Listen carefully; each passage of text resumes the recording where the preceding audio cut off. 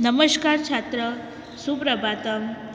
आज हम इकाई 15 खरगोश और हाथी का अभ्यास करेंगे।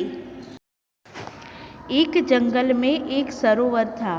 सरोवर के किनारे गीली जमीन थी।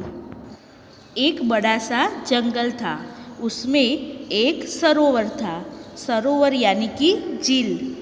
सरोवर के किनारे गीली जमीन थी।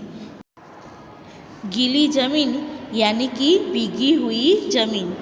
सरोवर के किनारे गीली जमीन थी, वहाँ बहुत से खरगोश रहते थे।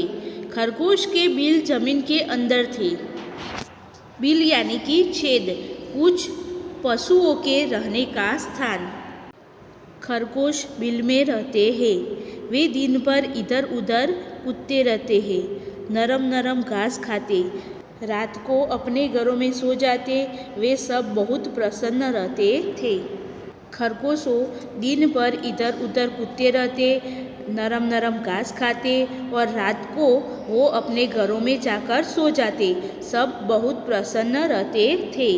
उसी जंगल में कुछ हाथी आ गए। हाथियों के झुंड में कुछ शरारती हाथी थे।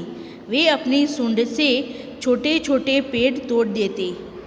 उसी जंगल में कुछ हाथी आ गए। हाथियों के झुंड में कुछ शरारती हाथी थे।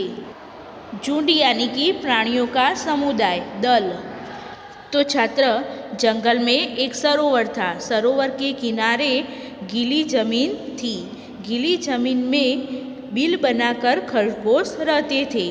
खरगोश दिन भर इधर उधर कूदते रहते थे, नरम नरम घास खाते थे और रात को अपने घरों में सो जाते थे।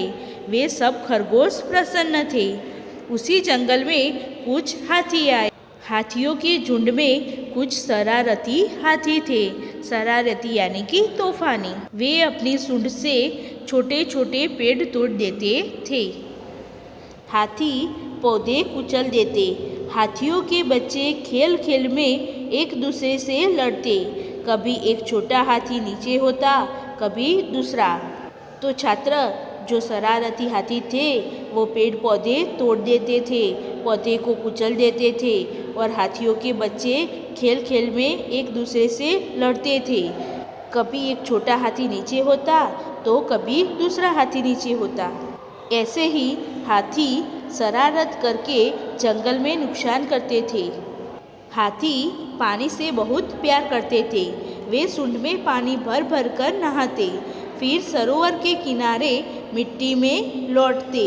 नरम जमीन उनके भार से दब जाती। साथ ही कई खरगोश परिवार भी दब जाते। इससे खरगोश बहुत दुखी थे। हाथी और उनके बच्चे शरारत करते करते सरोवर के किनारे जाते। वे सूंड में पानी भर भर कर नहाते, फिर सरोवर के किनारे वहाँ मिट्टी में लौटते। तो हाथियों के भार से नरम जमीन दब जाती। साथ ही कई खरगोश परिवार दब जाते। इससे खरगोश बहुत दुखी थे।